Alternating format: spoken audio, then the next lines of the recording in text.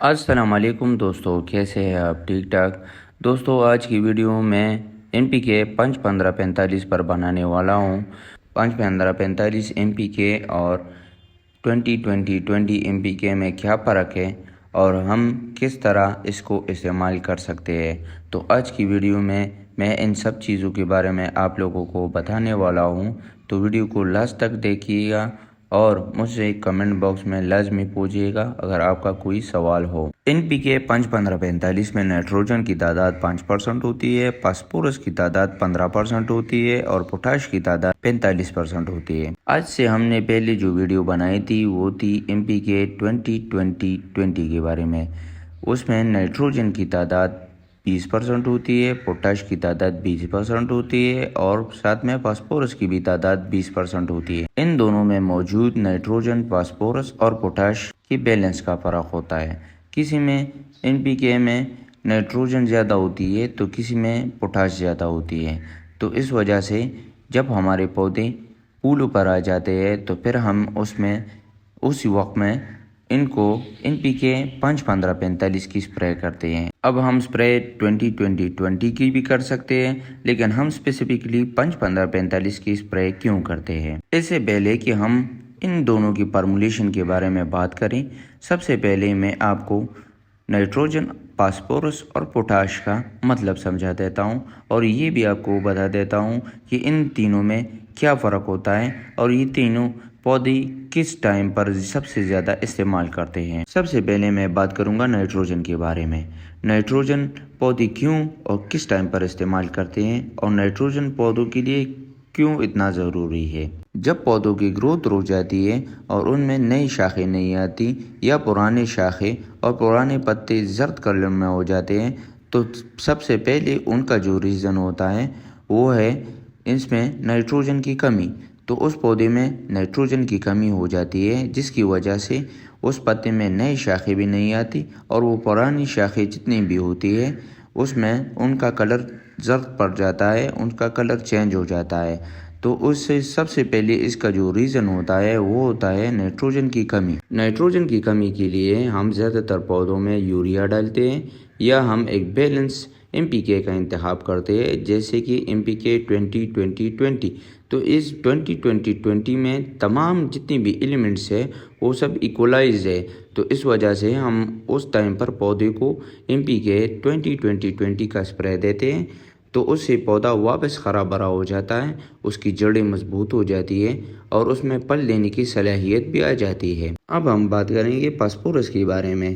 Phosphorus پودوں کے لیے انتہائی ضروری چیز ہے کیونکہ اس سے پودے کی جڑیں مضبوط ہوتی ہیں، جڑیں پھیلتی ہے۔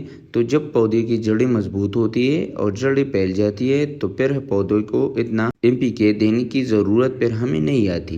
پودے کی جڑوں کو مضبوط کرنے کے لیے ہم زیادہ تر DAP یا MAP کا استعمال کرتے ہیں کیونکہ اس میں فاسفورس کی تعداد زیادہ ہوتی ہے۔ تو جب پودے کی جڑیں مضبوط ہوگی تو اس پر بیماری بھی زیادہ تر اثر نہیں کرے گی اور اس کی گروتھ بھی اچھی ہوگی۔ اب ہم بات کریں گے پوٹاش کے بارے میں کہ پوٹاش ہماری پودوں کے لیے کتنے ضروری ہے اور یہ ہم کیوں استعمال کرتے ہیں۔ خاص طور پر آپ نے دیکھا ہے ابھی کہ میں جو NPK ابھی آپ کو انٹروڈیوس کروا رہا ہوں اس میں پوٹاش کی تعداد سب سے زیادہ ہے۔ تو ابھی ہم بات کریں گے پوٹاش کے بارے میں۔ پوٹاش بھی ہماری پودوں کے لیے اتنا ضروری ہے جتنا کہ نائٹروجن اور فاسفورس۔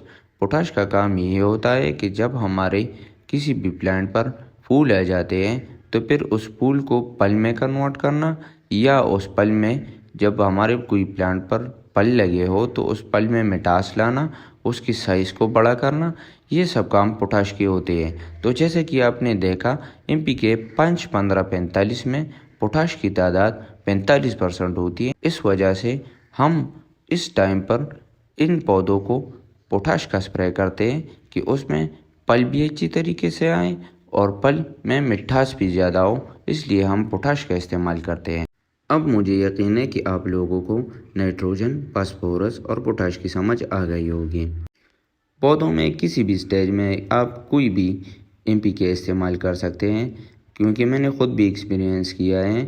میں نے اس پلانٹ پر بھی جس پر پھل لگے ہیں اس پر بھی 20-20-20 کا سپرے کیا ہے اور اس پر بھی فروٹ آئے ہیں، لیکن سب سے میجر جو مسئلہ ہوتا ہے کیونکہ ان کو نائٹروجن زیادہ مل جاتی ہے، نائٹروجن کی تعداد 20% ہوتی ہے، تو اسے وہ پھر دوبارہ اپنی گروتھ کو جو ہے وہ سٹارٹ کر دیتے ہیں، تو ان کو فروٹ دینے کا موقع ہی نہیں ملتا، تو اس وجہ سے وہ پھولوں کو گرا دیتے ہیں۔ تو اس وجہ سے جیسے ہی میرے پلانٹس میں پھول لگ جاتے ہیں تو پھر میں ان کو 20-20-20 کا استعمال بند کر دیتا ہوں۔ تو اب بات کرتے ہیں 5-15-45 کی استعمال کی۔ تو میں 5-15-45 کو 5 لیٹر پانی میں 1 چائے کا چمچ استعمال کرتا ہوں۔ 5 لیٹر پانی میں لیتا ہوں، اس میں 1 چائے کا چمچ ملا کر حل کر دیتا ہوں اور پھر اس کو بعد میں پودوں کے اوپر سپرے کر دیتا ہوں۔ اگر آپ سپرے نہیں کرنا چاہتے تو آپ 12 انچ کے گملے میں 1 گلاس یہ ملایا ہوا سلوشن حل کر سکتے ہیں۔ میں پودوں کے اوپر ریگولر سپرے کرتا ہوں، جس کی وجہ سے میری پودوں کی گروتھ ہری بھری رہتی ہے، ان پر فروٹ بھی اچھی طریقے سے آتا ہے اور وہ پرفارم بھی اچھی طریقے سے کرتے ہیں۔ تو اگر آپ بھی چاہتے ہیں کہ آپ کے پودے ہرے بھرے ہو، اس پر فروٹ اچھی طرح لگے، اس فروٹ کا سائز اچھا ہو، تو پھر آپ بھی 5-15-45 کا استعمال کریں۔